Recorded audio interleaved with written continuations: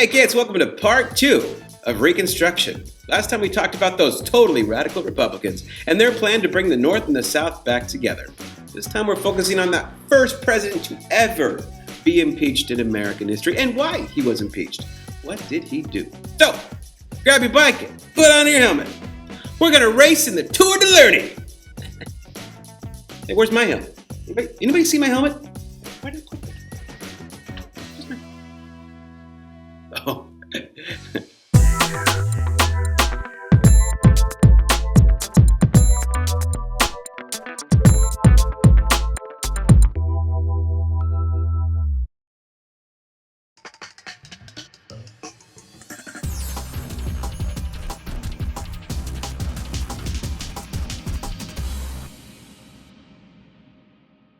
In our last video, we talked about the different plans that Lincoln and radical Republicans had for Reconstruction. Remember, the assassination of Lincoln left a great void in the leadership of the United States. Andrew Johnson took over as president. The fact that Johnson wasn't elected president, and the fact that he was originally from the South, made it difficult for him to establish himself as a leader. Radical Republicans did not trust him, as they thought his plan was too easy on the South. Many in Congress believed his policies would waste all the sacrifice the North made to win the war by not making the South change its ways. Johnson did not let Congress's lack of faith in him stop him from announcing and carrying out his plan to readmit the Southern states. Johnson had a completely different take on Reconstruction than Lincoln or the radical Republicans. Johnson didn't even call it Reconstruction. He chose the term Restoration instead. Johnson's goal was to restore the same Southern governments that were around before the war, with only two differences. Southern governments had to admit the secession was wrong and agree to outlaw slavery.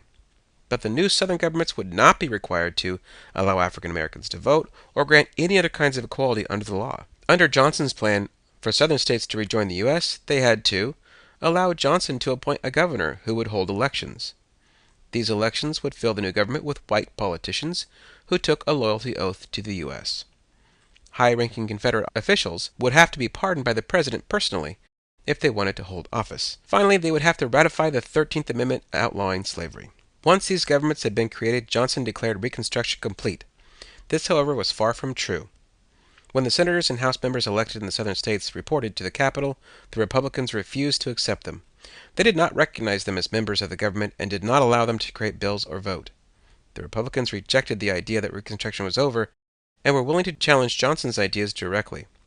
The main reason why they rejected Johnson's ideas was the fact that life in the South for freed slaves wasn't much different than before the war. Sure, technically slavery was outlawed, but the Southern states created what would be known as the Black Codes, which were laws that applied only to African Americans. These laws required that African Americans be employed, which could include their former masters. They were required to have notes from their employer when traveling and could face fines if they broke the rules. When they were fined, if they didn't have the money to pay, they would need to work off their fine. Republicans in Congress heard about this and knew more had to be done to change the South. Congress passed the Civil Rights Act of 1866. This gave African Americans full citizenship and gave the government power to stop the Black Codes from being enforced. In response, President Johnson vetoed this law, stating he didn't believe it was constitutional, since the Southern states weren't represented in Congress. Congress had the numbers to override Johnson's veto, and override they did. This ended any chance of the President and Congress working together on a meaningful compromise. With Congress having the votes to override the President's veto, they were firmly in charge of Reconstruction. Congress went on to pass the 14th Amendment, which granted full citizenship to all persons born in the U.S., did not allow states to take away citizens' rights and property without due process of law, which means there would need to be a trial with evidence for someone's rights or property to be taken away, and equal protection under the law, meaning that all laws applied to everyone the same.